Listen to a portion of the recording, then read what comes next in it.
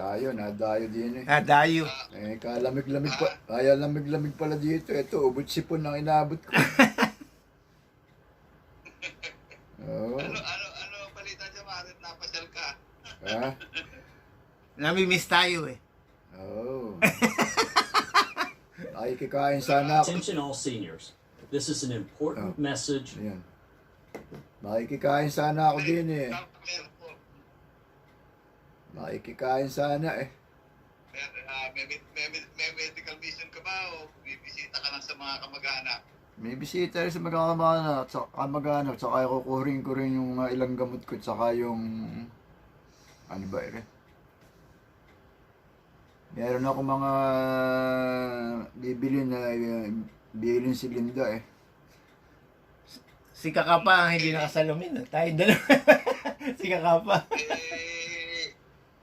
Ako naman Nagpa-operasyon yung patay niya. Nagtatanong baka sakaling may papayo ko at may itutulong ako bilang kapatid. Yun lang naman ang buwan ko. Siyempre, hindi ako magbibigyan ng komentaryo o opinion. Basta, kaya ako nagkakabahit nila open.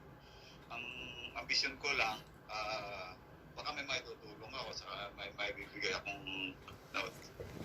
Alam mo na ba, Mario, na lilipat kami sa Texas? Na akin ni Boy eh. Limit kami nagkakachat ni Boy eh, sa Australia, yung nasa Australia. Si Boy. Okay. Lilipat kami sa Texas. Oras na magawa na yung